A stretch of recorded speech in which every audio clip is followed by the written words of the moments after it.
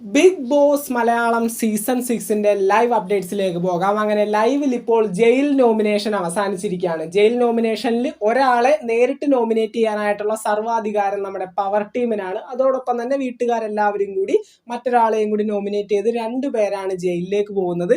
പക്ഷേ കഷ്ടമെന്ന് പറയട്ടെ, ഈ പവർ ടീമിനെ എടുത്തത് ബിഗ് ബോസിന്റെ ഏറ്റവും വലിയൊരു അബദ്ധമായി പോയി. പവർ ടീം ജയിൽ നോമിനേറ്റ് ചെയ്യാനായിട്ട്, ഒരാളെ നോമിനേറ്റ് ചെയ്യാനായിട്ട് കിടന്ന് കഷ്ടപ്പെടുന്ന ഒരു പവർ ടീം. അതിനകത്ത് ഗബ്രി ആയിക്കൊള്ളട്ടെ, ഗബ്രി പറയുന്നത് റോക്കി ഉണ്ടായിരുന്നെങ്കിൽ പിന്നെ മറ്റുള്ളവരുടെ കാര്യം ആലോചിക്കേണ്ടായിരുന്നു, റോക്കിയെ നേരിട്ട് നമുക്ക് നോമിനേറ്റ് ചെയ്ത് ജയിലിലേക്ക് വിടായിരുന്നു. പക്ഷെ ഈ ഒരു സമയത്ത് ആരെ പറയും?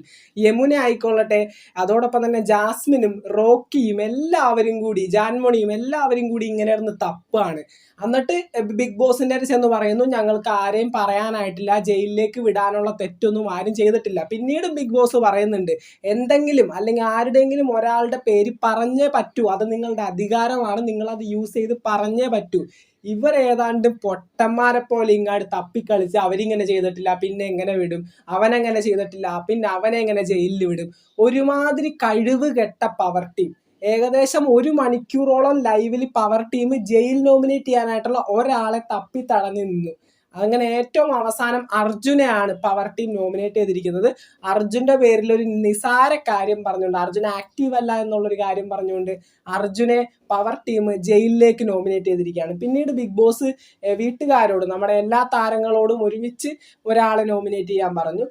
കുറേ പേര് വന്ന് നമ്മുടെ ഋഷിയുടെ പേര് പറഞ്ഞു, കുറേ പേര് നമ്മുടെ റസ്മിൻ ബായെ പറഞ്ഞു, അതുപോലെ തന്നെ കുറേ പേര് നമ്മുടെ നിഷാനയുടെ പേര് പറഞ്ഞു. അങ്ങനെ കൂടുതൽ വോട്ടുകൾ, അല്ലെങ്കിൽ 4 വോട്ടുകൾ വാങ്ങിക്കൊണ്ട് നമ്മുടെ നിഷാനയൻ, കോമണർ ആയിട്ടുള്ള നിഷാനയാണ് ജയിലിലേക്ക് രണ്ടാമതായിട്ട് പോകുന്നത്. അങ്ങനെ ജയിൽ നോമിനേഷൻ അവസാനിച്ചിരിക്കുകയാണ്. അർജുനും നിഷാനയുമാണ് ഈ ആഴ്ച അങ്ങനെ ജയിലിലേക്ക് പോകുന്നത്.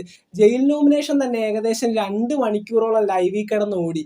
ഈ വീട്ടുകാർക്ക് ഒരു വിവരവുമില്ലാത്ത കുറച്ച് കണ്ടസ്റ്റൻസിനെ കയറ്റി വിട്ടു എന്ന് മാത്രമേ എനിക്ക് പറയാനായിട്ടുള്ളൂ. ഒരു അഭിപ്രായമില്ലാത്ത ആളുകൾ, ഒരാളുടെ പേര് പറയണമെന്ന് ബിഗ് ബോസ് ഇങ്ങനെ, എന്താണ്, ബിഗ് ബോസ് വായുടെ ഉള്ളിൽ കൈയിട്ട്, വായുടെ ഉള്ളിൽ വിരലിട്ട് ഇളക്കിയത് കൊണ്ടാണ് ഇവരെല്ലാവരും ഒരാളുടെ പേര് പറഞ്ഞത്. അത്രയും ഒരു ക്വാളിറ്റി ഇല്ലാത്ത രീതിയിലുള്ള ഒരു ഗെയിം കളിക്കുന്ന ബിഗ് ബോസ് കണ്ടസ്റ്റൻസിനെ ഞാൻ ആദ്യമായിട്ടാണ് കാണുന്നത്. എനിക്കറിയില്ല ഈ ഒരു ബിഗ് ബോസ് എങ്ങനെ 100 നാളുകൾ ഇത് ഓടിച്ചുകൊണ്ട് പോകുമെന്നുള്ളത്. ഇങ്ങനെയാണെങ്കിൽ ഏകദേശം പകുതിയോടുകൂടി തന്നെ നിർത്തേണ്ടി വരും. ഈ പവർ ടീമിലെ കണ്ടസ്റ്റൻസിന്റെ കാര്യമാണ് കഷ്ടമെന്ന് പറയേണ്ടത്. ഒരു ആളെ നോമിനേറ്റ് ചെയ്യാനായിട്ട് ഇത്രയേറെ സമയമെടുക്കുന്ന ആളുകളെ പവർ ടീമിൽ ചേർക്കരുതെന്നേ. പവർ ടീമിൽ അത്രയും ക്വാളിറ്റി ഉള്ളതും അത്രയും എഫിഷ്യൻ്റ് ആയിട്ട് ഗെയിം കളിക്കുന്ന ആളുകളെയാണ് ചേർക്കേണ്ടത്. എന്നാലേ ഇത് കാണുന്ന വ്യൂവേഴ്സിനൊന്ന് എൻ്റർടൈനിങ് ആയിട്ട് ഈ ഷോ ഒന്ന് കാണാൻ പറ്റത്തുള്ളൂ.